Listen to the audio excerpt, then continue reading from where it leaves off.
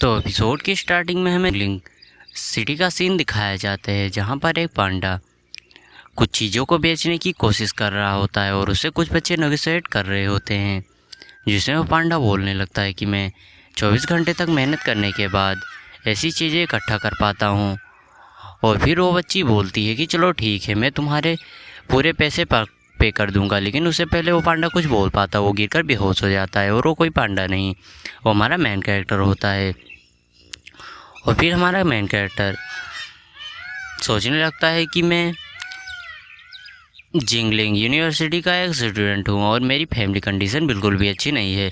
मैं अपनी ज़रूरतों को पूरा करने के लिए अलग अलग काम करता हूँ, जैसे कि मैं डिलीवरी बॉय का काम भी करता हूँ और भी मैं बहुत सारी चीज़ें करता हूँ ताकि मैं अपना खुद का खर्चा, अपनी स्कूल की फ़ीस और अपनी ट्यूशन फीस निकाल सकूँ। और फिर वो सब सोच ही रहा होता है कि उसके सामने एक सिस्टम गर्ल आ जाती है, जिसके बड़े बड़े अरमानों को देखकर हमारे मेन कैरेक्टर के मुंह में गोटे मुंह में आ जाते हैं और वो सिस्टम को बड़े ध्यान से देखने लगता है। और फिर सिस्टम बोलने लगती है कि कॉन्ग्रेचुलेसन होस्ट, आपको ब्लैक टैग सिस्टम मिला है। जो सुनकर हमारा मेन कैरेक्टर भी काफ़ी ज़्यादा हैरान हो जाता है और सिस्टम बोलने लगती है कि तुम मुझे देखने से ही एक बेवकूफ़ लग रहे हो। और फिर सिस्टम उसके सभी स्टेट पॉइंट्स को देखने लगती है और उससे पहले वो जिसमें उसके सभी स्टेट पॉइंट्स 1000 में से 0 होते हैं। और फिर सिस्टम बोलने लगती है कि सच में तुम एक बेवकूफ़ हो, तुम एक बेवकूफ़ के सिवा कुछ भी नहीं हो। जो सुनकर हमारा मेन कैरेक्टर काफ़ी ज़्यादा शर्माते हुए बोलता है कि मिस प्लीज़ मेरी ऐसी बेइज्जती मत करो। और फिर उसको कोई झकझोर कर उठा देता है और वो एक मोटा सा लड़का होता है और हमारा मेन कैरेक्टर उठकर अपने चारों ओर देखने लगता है और बोलता है कि क्या मैं हॉस्पिटल में हूँ। तो मोटा सा लड़का बोल देता है कि हाँ तुम हॉस्पिटल में हो, डॉक्टर ने कहा है कि तुम अब ठीक हो और तुम अपने घर जा सकते हो। और हमारा मेन कैरेक्टर फिर उस मोटे लड़के को इग्नोर करके सिस्टम के बारे में सोचने लगता है। और फिर जैसे वो सिस्टम के बारे में सोचता है, सिस्टम गर्ल उसके सामने आ जाती है और सिस्टम गर्ल बोलने लगती है कि तुम्हें इन कामों को छोड़कर अपने सिस्टम के मिशन पर ध्यान देना चाहिए। सिस्टम बोलती है कि तुम्हें अपने मिशनों पर ध्यान देना चाहिए। और फिर सिस्टम बोलती है कि यहाँ पर गणित के कुछ क्वेश्चन है, तुम इसको सॉल्व करो।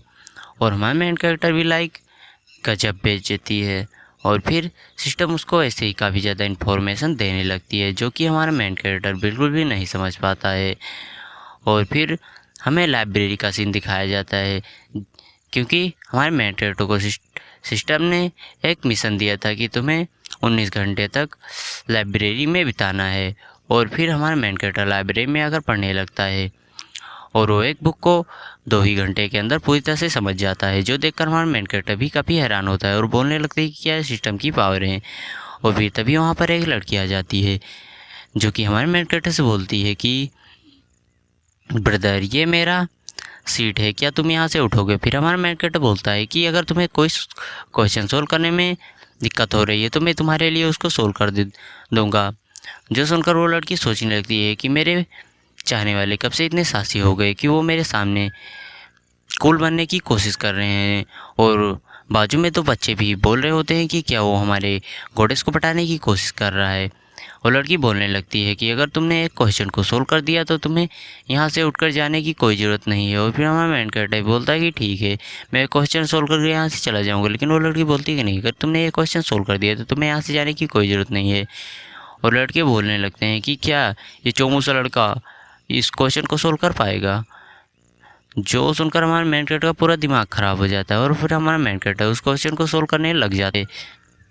हमारा मेन कैरेक्टर उस क्वेश्चन को बहुत ही तेज़ी के साथ सोल्व कर रहा होता है और हमारा मेन कैरेक्टर कुछ ही देर में उस क्वेश्चन को सोल्व कर देते हैं, जो देखकर वो लड़की और वो दोनों बच्चे भी काफ़ी ज़्यादा हैरान हो जाते हैं। और लड़की बोलती है कि तुमने इस क्वेश्चन को पहले से ही भी देख रखा होगा, इसीलिए तुमने इसे कर लिया।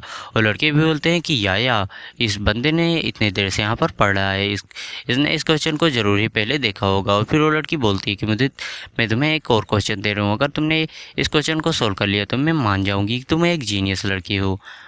और वो लड़की मन ही मन सोचने लगती है कि इस क्वेश्चन को सोल्व करने में मेरी भी फटकर 64 हो गई थी और फिर भी मैं इस क्वेश्चन को सोल्व नहीं कर पाई थी, तो क्या ही ये लड़का क्या ही इस क्वेश्चन को सोल्व कर पाएगा।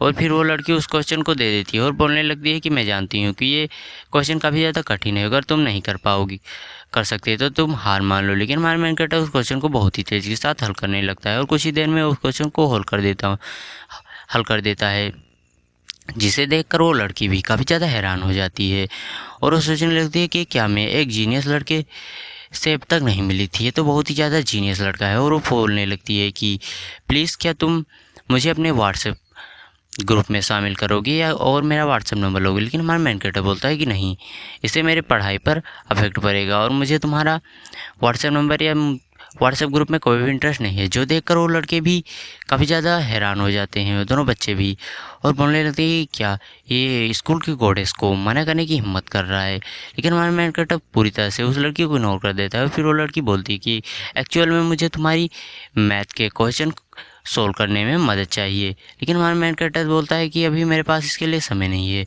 और मैं तुम्हें इसके बारे में बाद में सोचकर बताऊंगा। जो सुनकर वो लड़की भी वहाँ से चली जाती है।